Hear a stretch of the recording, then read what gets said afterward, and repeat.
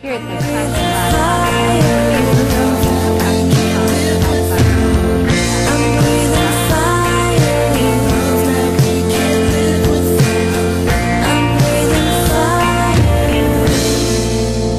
Hello and welcome everybody to the very first Crashing Glass podcast. I'm Holly Hurley and I'm here with my co-host Jill Hindley Lawrence, and today we have a special guest, Laura Wilson from the Commonwealth Sports Club. Hello, ladies.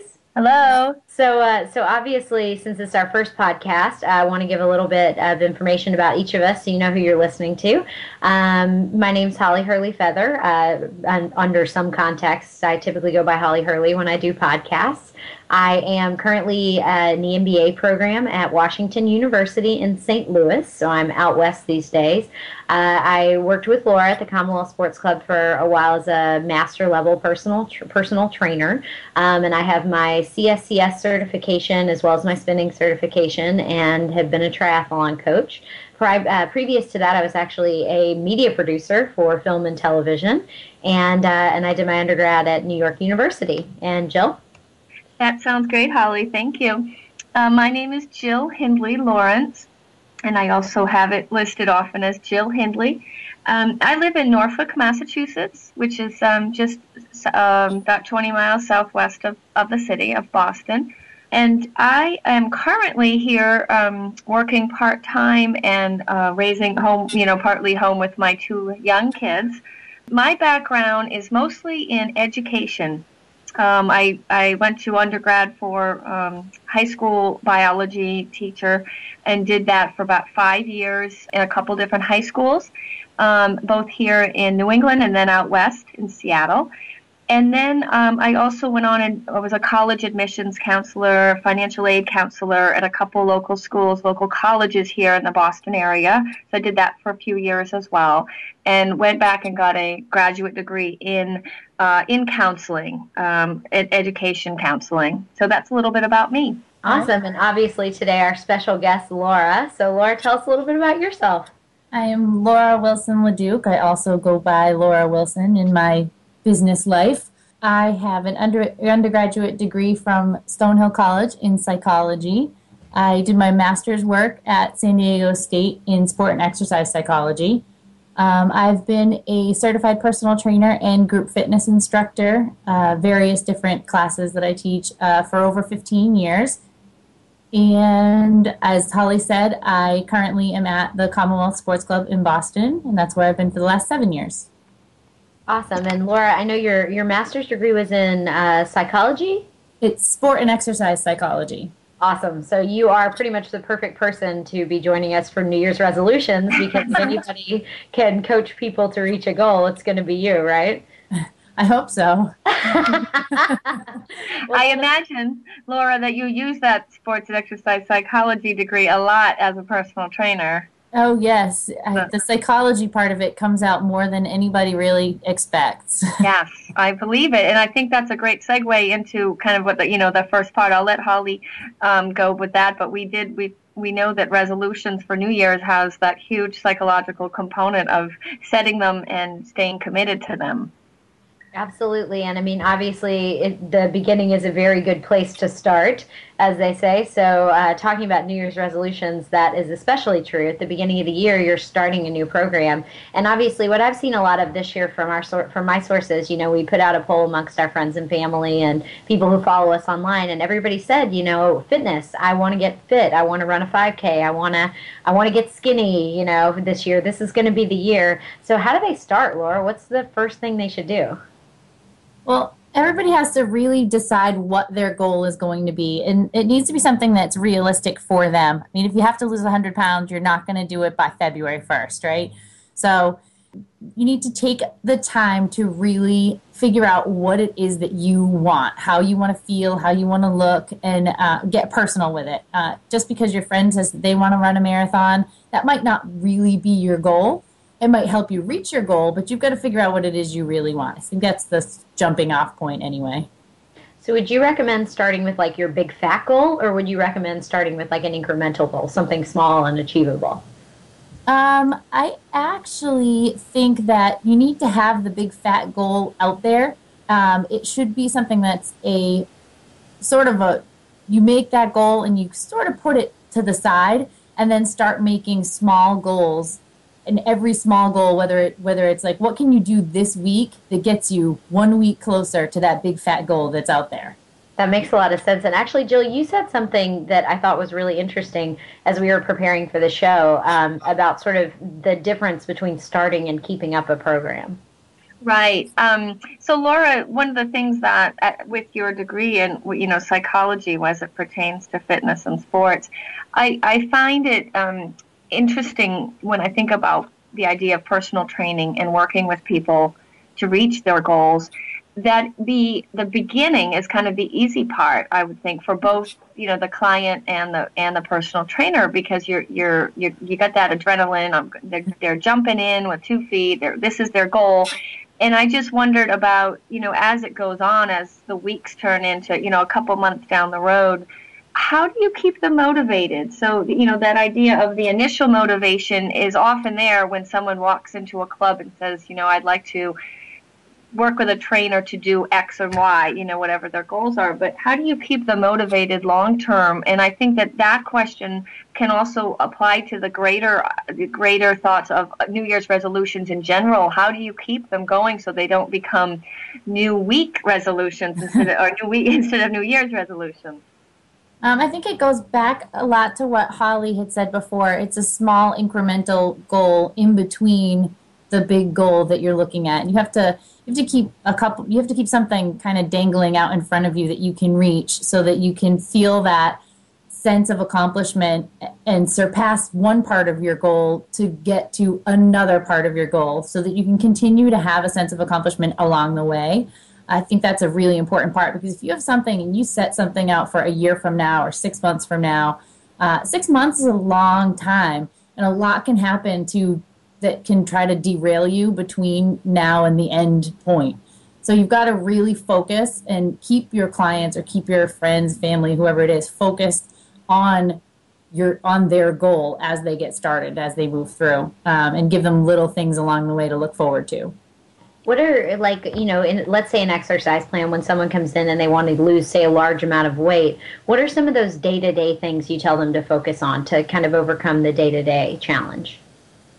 I think choosing something to, it could be day-to-day, it could be week-to-week, it could be month-to-month, but choosing something each week that is important to that person. We used to use, I think, and a lot of people tend to use, well, I worked out every single day this week. I did exactly what I said I was going to do, and I worked out 6 days. I went to the gym 6 days. I can eat whatever I want today.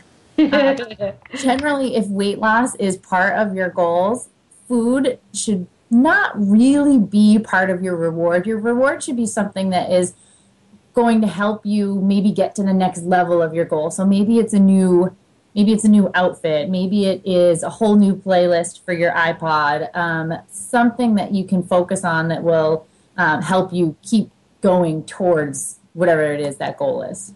I just think that that is interesting, Laura, about the idea of the reward and not having it related to, because when you're working out, you're really focused on, or when you're trying to lose weight or get more fit, you're thinking about calories in versus calories out. I mean, that's kind of one of the main issues that you're focused on, that you're trying to keep your calories in lower. And I think that to suggest that food is not a reward is a great idea. And I read within the last few months, I read an article about people going hard at the gym, especially earlier in the day.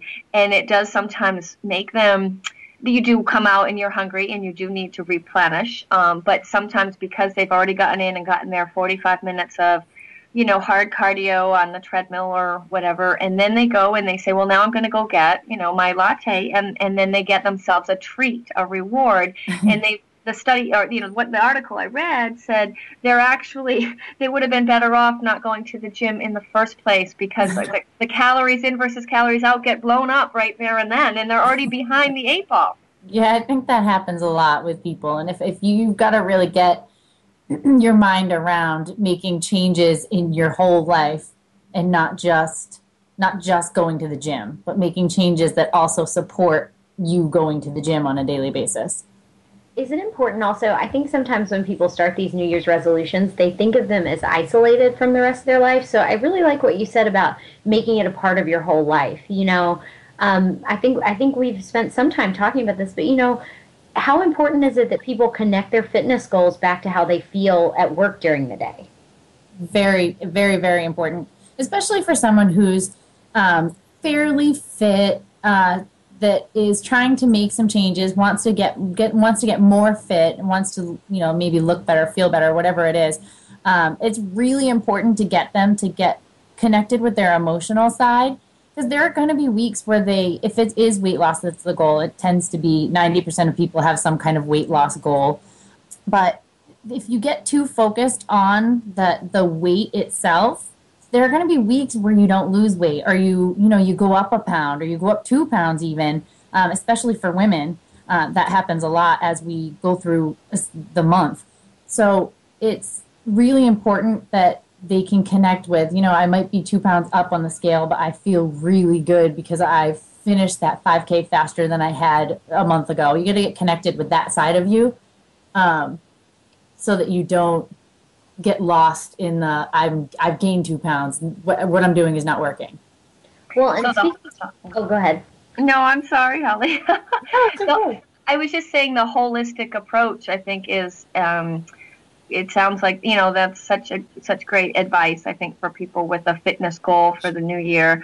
That holistic approach of the not that you want it to take over and that's all they worry about or think about. And I guess that leads me to another question, and which you can answer. You don't have to answer this minute, but sort of how do you? I think it's just so great that you are a personal trainer and a manager at a club, and you have a degree in psychology and that's just great, because I think. How do you work with your clients and keep them upbeat, even when they do see a weight gain? What are some of the thoughts there? I think the connection to their body and how they feel about themselves and how they feel emotionally, how they feel in their day-to-day lives now that they have accomplished, XYZ, even though this week may not be a great week. I think that's a really good way to look at it. I think also being making sure they're measuring things along the way. If you don't know where you started, there's no way for you to know, if you went up or down along the way. And there's no way for you to really understand what your body is doing and how your body is changing. So I think making sure that they're connected with themselves in their mind, but also getting connected with different ways to measure yourself. So maybe not just weight, maybe it's the body fat, maybe it's measurements. Some people won't lose any pounds, but their waist will lose 1.5 inches or 2 inches. So there are a whole bunch of things you can focus on as you go through a fitness New Year's resolution, I guess. So as far as starting and keeping up your program, it sounds like, when it comes to starting, you want to make a big goal, then you want to make some incremental, small, accomplishable goals. And then along those lines, you want to take multiple measurements for yourself, not just, hey, I weigh this much today, I want to weigh this much tomorrow, but I weigh this much, my waist is this big, I can run this far, so that you have other things to keep up with. Absolutely, absolutely. Now, along the lines of psychology, actually, and Jill, you can tell me if this pertains to you, because Jill has children, and I know I've heard a lot of mothers say that they feel like they get lost in this way sometimes, and that they feel very selfish once they get into a program like this, setting aside time. How do you help them rectify that? I'll chime in. I really think that it's really important for someone when they sit down and talk about what their goal is, to make sure that it's something that fits into their life. If you set a goal that is completely unrealistic, because you're going to have to be running, 2 and 3 hours a day when you don't have, if it's a parent and you won't have childcare during that time, you've got to find a way to fit whatever your goal is into your life. And then you've got to find a way also to get your family members and your friends involved in that goal with you. If you've got, a husband or a best friend that's constantly like, don't go to the gym, let's go out and have drinks. obviously it's going to be a lot harder for you to stick to what you're looking to stick to your goal overall. So I guess you kind of have to sit down and be realistic with someone, or let them get realistic with themselves and say, all right, can I really do this? How much time can I really set aside? How much change am I willing to make? And then use that as your starting point. And Jill, for you, oh, go ahead. Yeah. Well, I was going to jump in with the mom perspective about that. Laura, I think that the key is the support from your family. Obviously, if you have young kids, they're not able to, understand why you want to take that time. And often, in their own way, they do put some guilt that you get. I don't necessarily get it about my exercise, because it's so matter of fact a lot with me that, that's what I'm going to do. But with other things that involve maybe going to do something for work, when I go part-time to, do work-related things, there's a little bit of guilt. So, but that's, with young kids, that's kind of hard to avoid. The key to having a spouse, or like Laura mentioned, a very close friend, if they're positive and supportive of you with these goals and with the time, it really comes down to the time and that it takes. So if you do have partner in this to keep those goals and to say, this is a priority for me. If I can't make it a priority 7 days a week, I'll make it a priority for 4 to 5 days a week. And that's one of the thoughts that I've had when I do some, just because I've been an athlete and a runner for so long myself. A lot of times when I do talk to other women, I try to pare those goals down and say, you don't have to think about going out and doing this for 6 or 7 days. Start with 3 or 4 and say, I'm going to exercise for 3 or 4 days this week, and then go from there. So I just think that I guess that kind of circles me right back, though, about the time, which is either for Laura or Holly. Don't you think that whether it's a fitness goal or a health fitness goal for New Year's resolution, or sometimes some of the other goals that we'll talk, other resolutions that we may talk about coming up, time really seems to be the crunch. And how do you, as a trainer, how do you work with clients on that? Because I see that as a real tough one. I think that they need to decide what kind of time they truly have available in their lives, and then they need to get their family members involved in that side of it and say, I need this time. And it's really important for everybody, I think, whether it's a fitness resolution or anything, to be able to set aside a specific time of day for themselves, just for themselves, to do something that really is meaningful for them. And that, I think you have to enlist the involvement of the family, or maybe you get your family involved in it. I mean, we have some clients that end up teaching their kids. I mean, when you have babies, it's not something that you can do, but the kids can go out for a walk with them, or the kids can have a plank contest with their dad, whatever it is. You can get the family involved in it, and the more that you do, I think the more successful you're going to be, because everyone's going to start to get excited about it. Yeah, that's great advice. I think that's key. And I know that, and Jill, I'm sure you've seen this too. There are some people who have the spouses and have the kids who are not going to get on board, who are going to say, you know what, I'm sorry, I don't get this, I can't support this. And I think one of the things you said was important was to say, I have to do this for me, and you love me, so even if you can't understand it, I need you to get on board for me. It's important also to let them know that this is not something that's negotiable. Yeah. You really kind of have to make time for it, and it's not always easy. Yeah, I think that's well said. That's that when you have the support and you have and you prioritize, that time, that's half the battle. An interesting question that I had actually is, okay, let's say you succeed, because this is something I actually have seen people go through when they do a program like this, or when they do a weight loss program. This is huge. I'm a big fan of, The Biggest Loser and shows like that, because obviously my reality show experience was pretty similar. And so, a good question I have for you ladies is, once these, let's say you set this New Year's resolution, you say, I'm going to lose 5 pounds. Well, then a lot of times people lose the 5 pounds and go, woohoo, 5 pounds down. And then they just go do something else. And then they're 10 pounds up by the end of the year. What do you recommend doing once you achieve your goal? I mean, you do it. You get that BFG, you've achieved the big goal, you've won the 5K, you've done whatever it is you want to do. What now?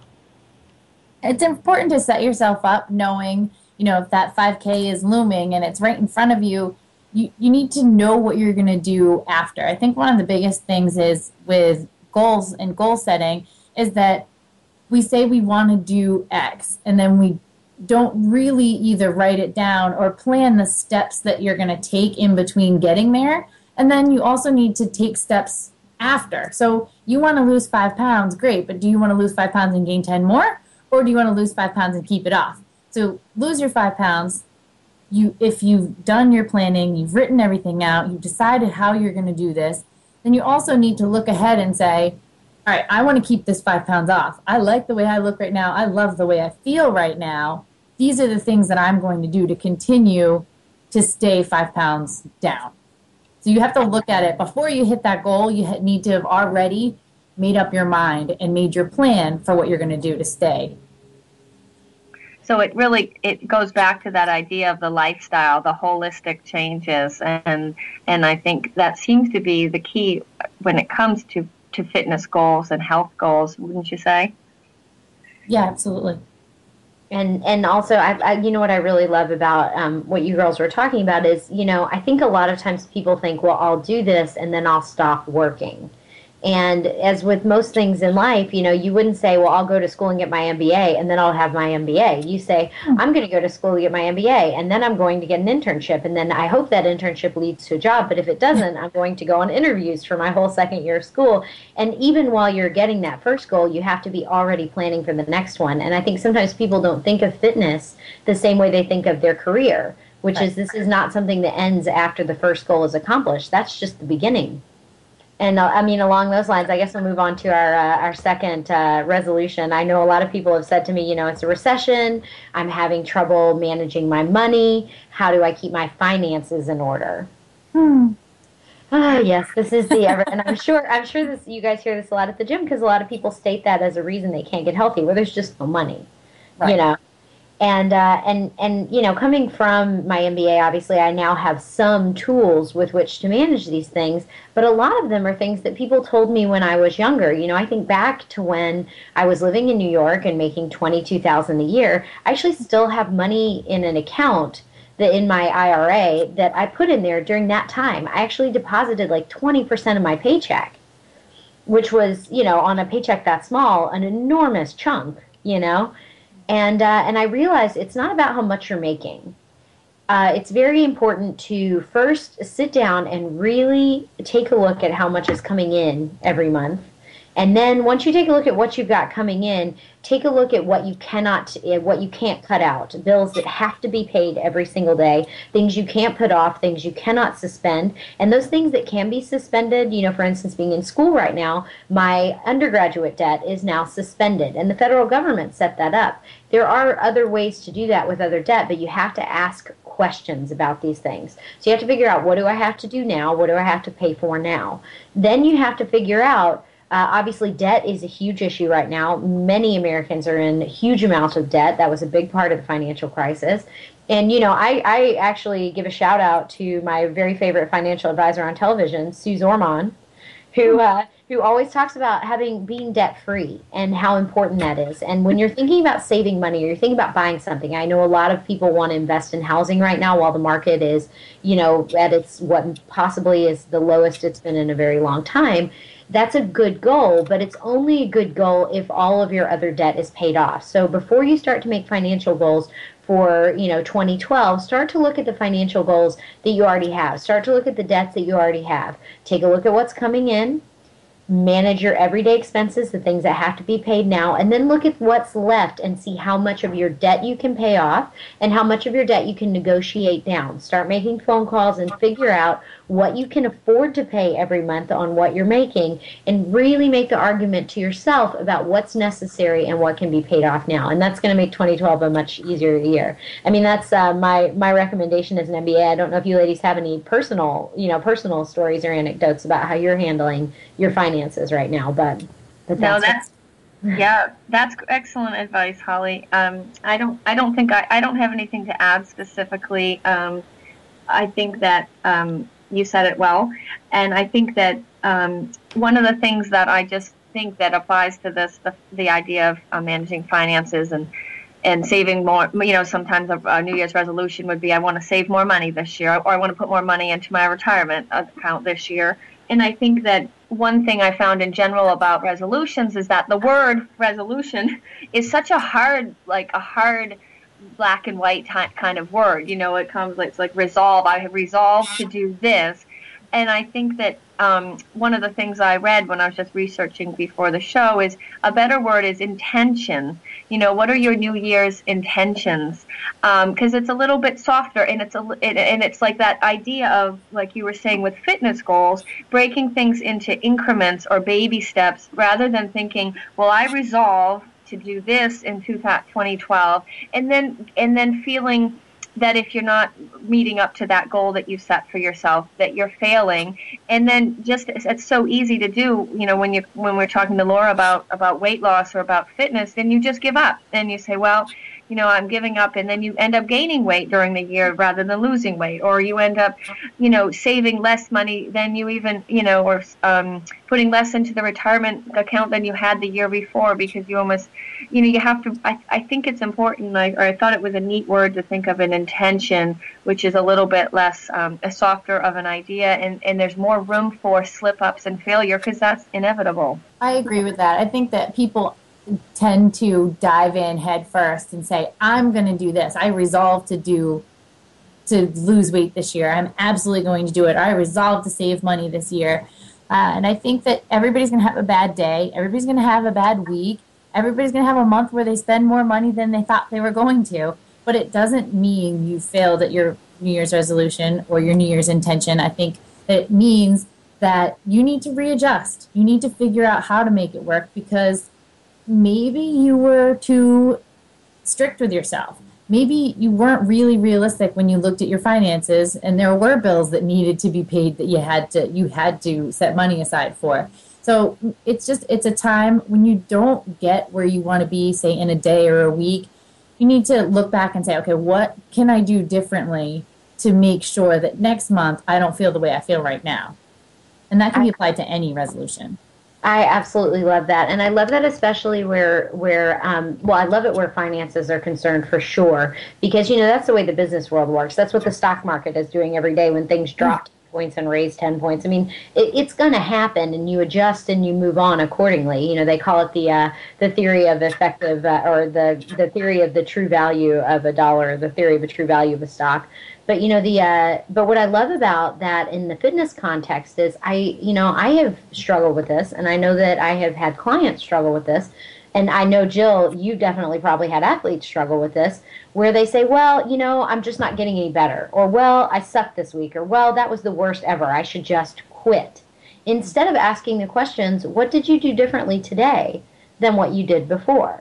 Yeah, I can jump in if you want. Yeah, that's true, Holly, is that to keep the focus on the strides that you have made, and realize that sometimes for every couple steps forward that you do move forward, you have to take one backward. And I think that's just like a great perspective on life. And I think that we often tend to get discouraged when we do have to take those backward steps before we can move forward again. I completely agree. And actually, Jill, I think that applies to our number 3 top resolution of the year. And this one, I think, hits pretty close to home for you, yeah? Yes, it does. As I sit at my table and look at all the piles of stuff around me that I need to put away. Well, we divided, into 3 main resolution categories, and we've discussed 2 of them, which were the fitness and health was the first and probably the most popular New Year's resolution, New Year's intention. And then the second one was financial, and whether it would be saving money or putting more money away for the future, meaning retirement or that kind of thing. And then the last one was this idea of people feeling that they wanted to feel more organized in their life, whether it's their actual material, their stuff in their house, or sometimes it's just organizing thoughts too. Somebody said to me recently that when your stuff is organized, then your thoughts tend to be more organized on a daily basis. And I liked that. I kind of held on to that because when you can look around and you know where everything is, or that most everything is put in its place, it helps to keep your head a little more clear and less cluttered. So the idea of being organized and working on that, and that's one of my, like Holly said, it hits close to home because it's my main New Year's resolution for this year is to go through and get more of my stuff put away in my house. And the one thing that this kind of comes from one of my sources, my other friends, that a lot of them are moms. And one of them told me recently that if you have a task to do, and this can relate right back to fitness as well, but if you have a task to do in your house and you dread it and you just begrudge that you have to, tackle it, just do it for 20 minutes. 20 minutes, and time yourself. Put on your timer in your kitchen, or just use your stopwatch or whatever. But 20 minutes, and just work for 20 minutes, and say at 20 minutes I'm going to stop, and you'll be amazed at how much you accomplish in that time, which I think gives you that that propels you forward to do another 20 minutes, right the next day, and keep working on it. I think that's a beautiful way of looking at it. And I know, I love something that you said about organizing, that you said, I don't want to do it, and I actually, as it applies to all of these things, finances and fitness, I wonder sometimes, how big of a part does that play in that everyday keeping up with your goal is simply choosing something that you hate doing. Right. And I think that that's what makes exercise often very challenging for men and women alike, is that people don't like to exercise a lot. I mean, and so now I'm going to circle right back to you, Laura, about that, because I don't like to, I don't like to always do those kind of things in my house that have to get done, the putting the things away and having to throw out artwork that my kids did in kindergarten that I can't part with, but you can't keep it all. So that's sort of the thing that I don't like to do. So of course I put it off. And so that brings you back to the idea of fitness. If people don't like to exercise, that's a pretty big obstacle. Yes. Which you've got to focus them on, or hopefully they can find some aspect of it that will make them enjoy doing it a little bit more. So, they may hate, maybe exercise to them brings them back to gym class and rope climbing and I don't know. You've got to find the things about exercise that they could possibly grow to like, or find a feeling. After they exercise, do they love how they feel? Do they love how they look? They've got to sort of find some part of it that they can own, I guess. Yeah. And how much of that, Laura, can be applied to the actual program as well? I mean, as well as the results of the program. You know what I mean? The actual in the moment of the program as well as the results. I think a lot of it should be. I think a lot of times, as trainers, it's hard to get someone and say, or that comes to you and says, I want to do this and this, but I hate to run. I hate to do lunges. I hate to, I hate to sweat. I hate to do everything. So you've got to sit down with them and figure out what it is they do like. And until you can get them to continuously do those things that they do like and start to feel good about those things, you really can't introduce anything new that might make them feel uncomfortable. Sometimes it's a slow process. And I think any New Year's resolution, I think organization for me is a slow process. And I think any New Year's resolution is the same way. You know, if you jump in head first and then you don't give yourself any breaks, then you're going to feel like a failure. So I think you've got to choose some of the things that you like and then try to do those things and then add to it when you're ready. I love this thought. Yeah, that's great. I think women are hard on themselves in general about goals. Yeah, I think probably maybe harder on, than men are on themselves. One of those, gender differences in that we come up with an idea, it's something we want to improve on, and then feel discouraged or feel a little bit like a failure if you don't improve on it. And I think in general that keeping in mind that a New Year's resolution is really you're really about trying to make a positive behavior change, right? You're trying to change your behavior in a positive way, and just having that mindset that you want to improve yourself. That's a great place to just start to get better as a person. Yeah, I think continuously reminding yourself that you're doing this for you. You're not making sure you're coming from a place inside of you when you make this New Year's resolution, and make sure that you're not changing yourself because someone else thinks that you should change that. You need to really want to do it. Otherwise, you're probably not going to continue the process. Right. It comes from a place of authenticity inside yourself. I love that. And I think the only thing I would add to that is that you also need to be very clear with yourself on why you want it. Yes. I don't just want to lose 5 pounds because I feel fat. I want to lose 5 pounds because, like you said, my husband thinks I'm fat or my friend thinks I'm fat. But more importantly, I want to lose 5 pounds because I want to look better in this skirt, or that for me sometimes is as simple as that. Or I want to lose 5 pounds because I know for me I didn't feel pretty when I got dressed up to go out anymore.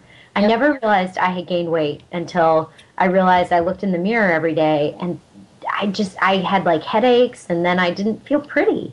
Yeah. And I totally agree with that. Yeah, it was nothing it was nothing anyone was saying about me. I had someone who was interested in me at the time and all that sort of stuff. But I remember I would get dressed up to go out and I'd just be like, I'm not feeling it. Client, go ahead. I'm so sorry. You can go ahead. No, you first, please. I'm done. I had a client recently say, we were going over her goals for the year, and she said, I think that really I just want to run a faster 5K. And we started there, and I said, all right, great. Well, why the faster 5K? Well, I don't know. I think that if I run a faster 5K, then my workouts are going to be better. I said, all right, well, what happens if she said, not my workouts with you, my workouts by myself need to be better. And I said, all right, well, what happens if those workouts are better? She said, well, I think that they'll be more effective. I said, if they'll be more effective, then what? And she said, well, then I think I'll be in better shape. Okay. And then what does that mean? She said, well, it means that I'll look more toned and I'll look better. And I'm 42 now, and I want to look better and I want to feel better. And I said, okay, so you really want to look better and you want to feel better and you want to feel more toned? And she said, yes. And I said, so the 5K was like her sort of cop-out answer, because she didn't really want to she wanted to be vain. She didn't want to say, I want to look better. She's already in really good shape. She just wanted to get more toned. And I think that is clutch, Laura. Like, I think sometimes people just won't admit to themselves the truth of what they want, especially women. It's really hard for us to say, I just want to look better. And that's totally fine. So like you said, you didn't feel pretty anymore when you get dressed up. And that's exactly, I think that's where a lot of people's motivation comes from. But you have to be honest with yourself and say, this is how I want to feel. That 5K might be a really great goal. It might be a really good way to get her to her goal, but that's not her goal. Her goal has nothing to do with the time on the 5K. She doesn't really care if she's faster. No, and that's what kills me sometimes in my life, and I think also with these New Year's resolutions. I think that's what kills people, because they're making these resolutions because they think they should, or because it sounds good, or because maybe it'll get them to what they really want. But I think the most important thing to sticking to a New Year's resolution is being honest with yourself and loving yourself enough to accept whatever the truth of why you want this is. Absolutely. Yeah, cheers to that. Yes, I agree. And so glad that we have a guest today that's got this this background and being able to uncover that with the psychology. I love that. And ladies, I think New Year's resolutions, I think we totally had a great first I resolved to have a great first show, and I'm very happy with our coverage of New Year's resolutions. So I'm going to move on to what when you have a first podcast, you always have segments that either will last or won't last, and I trust that all of you will email info@basenetintermedia.com. That's info@basenetintermedia, that's INTER media.com, and let us know how you feel about any of the segments we did today, anything we talked about, any opinions that you have. And this introductory segment is called Chick News. And today, of course, we're going to be talking about Michelle Bachmann dropping out of the presidential race. Oh, I'm sorry. I don't want to say dropping out. She's suspending. That's the softer word. Well, I want to jump in here, Holly, because I did do some reading about it, and I did see that press conference. Actually, I think I even saw it live because I think I was home the day, and saw it the day after the Iowa caucuses, where she did finish. She felt that her numbers were very low. So I guess what I find interesting is that her exit of the GOP primary field, how much does that have to do with her gender? It seems that in Iowa last week that a lot of the vote, that of evangelical vote, I guess what they called it, that it didn't go to her. It went to Rick Santorum, even from Iowa Republican women. They didn't appear ready to elect a woman. And so I wonder how much of that was related to her gender, and how much of that played into her decision to say, you know what, I'm gonna stop here for now. I'm gonna suspend. I just wonder sometimes, and I'm not trying to be negative, but I do feel negatively about Michelle Bachmann. I feel negatively about her. I feel negatively about Sarah Palin, and I just feel like I was, and I'm not afraid to say this, I was a huge supporter of Elizabeth Dole back in the day. I wanted Elizabeth Dole to become president. I felt that what happened to her was unfair, and I feel like when you have Bachmann's and Palins who just will not go away, I feel like that is like the worst thing for us, for post, feminist women. I grew up with a mother who worked in a steel foundry. I had no inhibitions about my femininhood growing up, and then all of a sudden you grow up and you see these people, for lack of any appropriate phrasing that just wouldn't be slamming them, running for president, and you're like, what are you doing? There are intelligent women out there. There are intelligent women who are doing great things, who are smart, who are well-spoken, who are really good at stuff. Why is Michelle Bachmann our option? Well, and that makes me think back to Hillary Rodham Clinton, who is a very intelligent woman. What I'm amazed about, I am still now, like you mentioned in this post-feminist, time, is that she, when she became in her public life, she became first lady before she, ran for her own office. But when, whether it was at that time when she was first lady, but even so when she started to organize her own campaign and make a run for, the nomination, there's always the discussion that comes into the radio talk shows and the news media about her looks, and about what her legs look like and what size they are. And I remember back then, thinking, and I remember my father, who is a very, raised two daughters and is a very reasonable and understands my feminist perspective on a lot of things, and raised us to be very strong women who he always feels like should be independent, and be able to make our own living, etc. But he is, people get so caught up on what, for instance, Hillary Clinton's body shape is, while is anybody talking about Rick Santorum's body shape right now? No. They're not. No, and I guess it's funny because, people could make the argument that people say, oh, Obama with his smoking, or, oh, Bill Clinton got fat, or whatever it was. But it's a different thing because it's kind of like you said about Hillary, when she was running. I don't care what people think about Hillary. I really don't. I don't care if you agree with her politics or not. That's fine. But what I do take issue with is that people always say when you have a woman in a position like this, they go, "Oh, well, she's a biatch." You know, it's always the B word, always throwing around the B word. I don't like her because she is blank, not because I disagree with her stance on abortion or I disagree with her public policy. Nobody ever said that about Hillary, and that's what upsets me. Mm-hmm. So coming back to Michelle Bachmann, you just have to wonder, so that now that she has suspended her campaign, there are six, the remaining Republican contenders are six white males. And so we're sort of right back there again. I feel like it's 2012, and when are we gonna get over that hurdle? I mean, I wonder that myself. I really thought we had some chance there with Elizabeth Dole, and then I was really disappointed in the outcome of that. And I feel like people turn to what they know and they turn to what's safe, and change is so hard to come to. And I think that was one of the reasons why that was sort of Obama's campaign slogan was, "Hey, hope and change," is because it appealed to the people who were something has to snap before people will seek out something completely different. That's true. That is a great point. And so going into there's a movie coming out in about a week or two with Meryl Streep as Margaret Thatcher, as Maggie. And so Margaret Thatcher became prime minister, I think it was I should know this, 1980 roughly, that she had Britain's top elected office, and she is I think, seems to be a revered woman and around the world for how tough she was and maybe you don't agree with all her politics, but that she was a strong woman who got the job done and did it well. And so, we'll see what's going to happen in our country if we are going to elect a woman someday.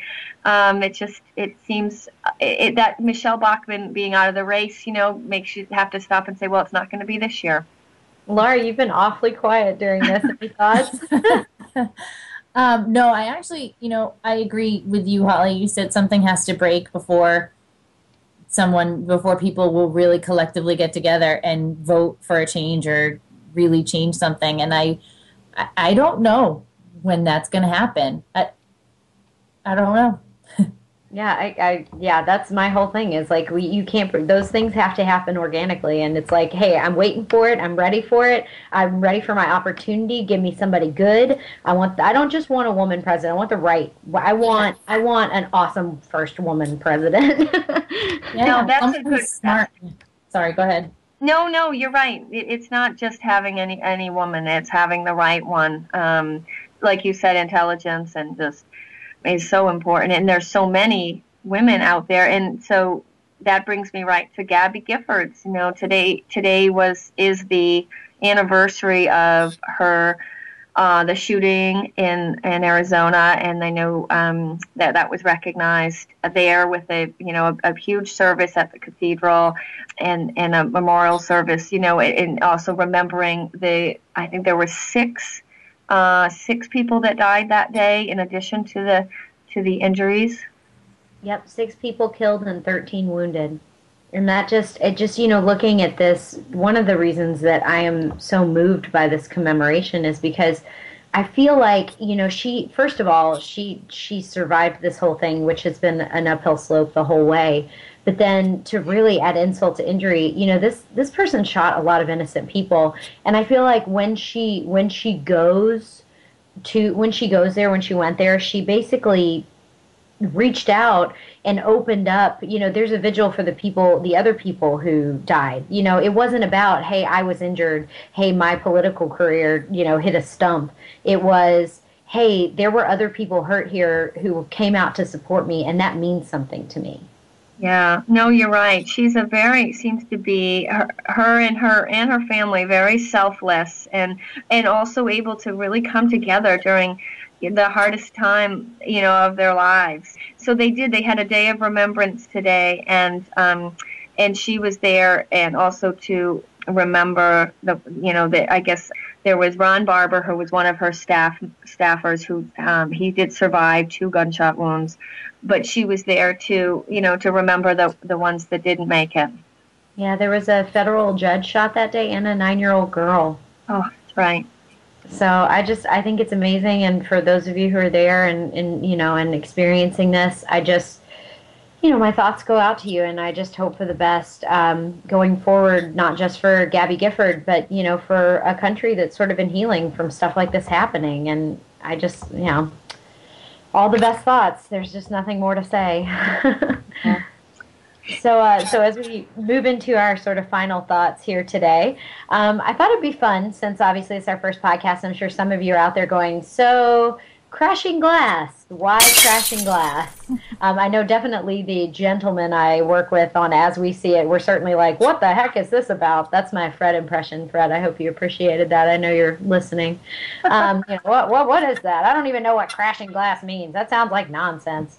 So just to help out the Freds of the world, growing up, as I said, my mother and her two sisters worked in their family's foundry. My mother was a quality assurance manager. One of her sisters managed sales. The other managed the day-to-day in and outs of the facility. And so, my mom went to work in steel-toed boots and a hard hat every day.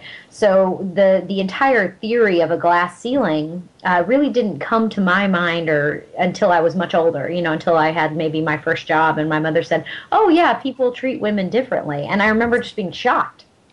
I thought, well, what's different about us? And it wasn't actually until I moved to New York and worked at Time Warner that I experienced my own glass ceiling. And Time Warner is, for all intents and purposes, a very forward-thinking company. But it was the first time that I actually had someone say, yeah, well, you're just a little too emotional, or you're just a little too, you act differently than that guy. And it took me a very long time to admit to myself people were treating me differently because I was a woman. And so for me, crashing glass doesn't just mean, hey, I'm breaking through to the next level of my work, which is what, breaking the glass ceiling typically means, but also sort of through other areas of my life, just sort of in general, celebrating, women who are making accomplishments, in sports. I definitely have two of them with me today who college-level athletes, have a great career in coaching other people. And, Laura becoming a manager, and Jill actually saying it's okay for me to be a mother and work part-time, and crashing through that guilt and that stereotype that women have about not working in the post-feminist area. It's about, to me, crashing through those in all areas. And Jill, I know you have some to add to this too. What does crashing glass mean to you? Yes, well, thank you, Holly.